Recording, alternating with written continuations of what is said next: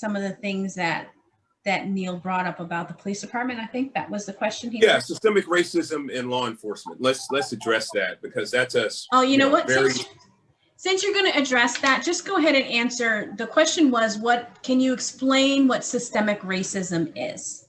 Yes. So I definitely answer them both in context because they apply. Okay. So when people say, law enforcement in general are systemically racist, what I decided to do is actually not, just give my, credence to the narrative. I actually went and tried to define what systemic means. And systemic in general, and I'll try to keep it lightweight, but systemic in general means a system-wide principle. So it's up, down, in and out, through and through, everyone sort of marching to the same system. And so it's systemic in the sense that everyone is programmed with this sort of systemic arrangement.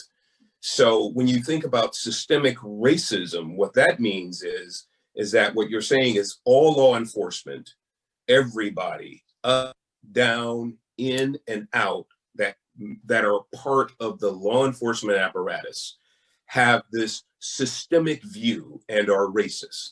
Now, here's the issue.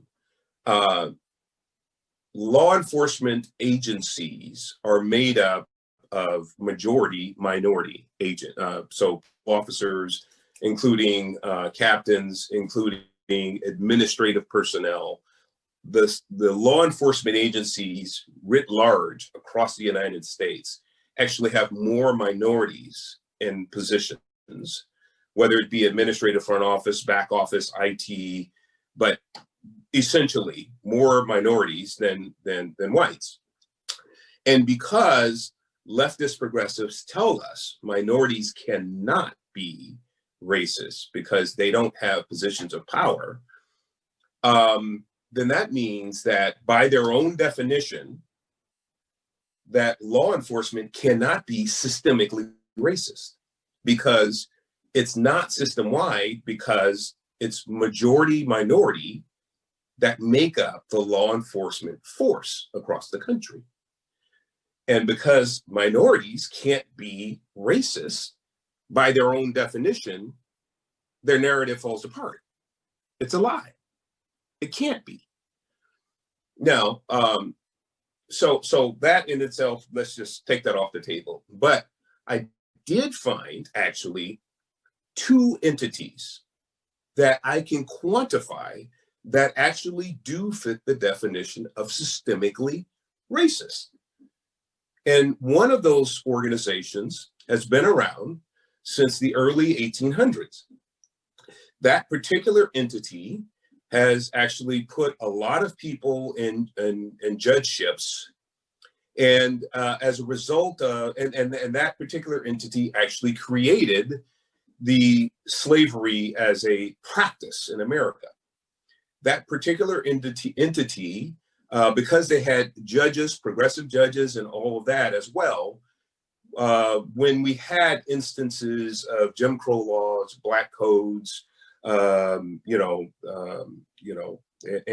all of the other sort of laws that would have helped curb slavery, that particular entity, because of their judges, actually, continued with and continued to enslave blacks during the 1800s.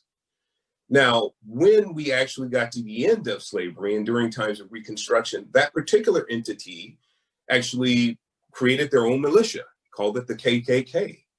And the KKK then went after blacks in the black community and tried to further enslave us, malign us, lynch us, whatever they could get away with. After a time of, a little bit of time passed and we got to the civil rights era, that particular entity actually partnered with the eugenics industry to try to eradicate and eliminate and exterminate blacks. That eugenics organizations were mostly your abortionists, Planned Parenthood and the like. That particular entity, if we're sincere about ending systemic racism and going at it, that particular entity is the Democrat Party. I mean, they actually fit the definition. So I don't know what to do with that, but if we're sincere that we want to end systemic racism, there you go. Okay. But number two. wait, we got to address that piece there, because that's like that's very heavy, right? To say that you're looking historically at the Democratic Party as being an entity that one could say systemically racist. Yeah. Now, the conundrum, as you like to use, is that there are a lot of Black people in the Democratic Party. So is it the people that make something systemically racist, or is it about a system and a structure and rules and laws? And so you've got to help us separate the two of them so we can really understand that I can be an African American, I can even be a Democrat who is pro-life. You know, I'm conservative in my nature, but I'm a Democrat because everyone in my family was a Democrat. You know, but am I part of the systemic racism problem? Right. So I'm only speaking of the structures right at the moment. So it's not so much about the fraternity of people who are joining membership and being a part of the entity. I'm only bringing out, if we're going to be sincere and consistent with what systemic racism is, we have one entity that has the history of it, one entity that has all of the landmarks of it, in the sense that they partnered with the KKK, they partnered with Planned Parenthood to exterminate Blacks, they partnered with all of these organizations to sort of systemically ensure a certain amount of plight in the Black community to this very day, including lack of school choice and fatherlessness and all of that, precipitated by that party. Now, here's the thing that we should remember about that party all the way up until the, really the mid 1900s. It was all pretty much white. It was. So it had all of the accoutrements of being a systemically racist organization. To this very day, all of the leadership, go ahead and look at the leadership within the Democrat Party. So you look at the senior leaders of the Democrat Party, it's all pretty much white. Now you have a few people, you have James Claiborne and some couple others, but Clyburn. But it's, the leadership of it is all white. So it does actually fit the framework of, by their definition, systemically racist. There's another organization that was also, that I found, that fit the term and definition. And that is an organization we've already talked about. That is Planned Parenthood. And that's because it was literally started by Margaret Sanger, who was a KKK, women's KKK leader and speaker.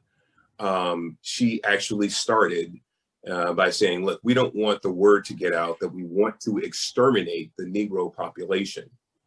And so she started Planned Parenthood as a direct assault, if you will, on the Black and brown communities, because she hated Blacks.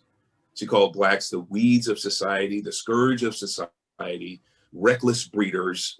She was a horrible woman, hateful.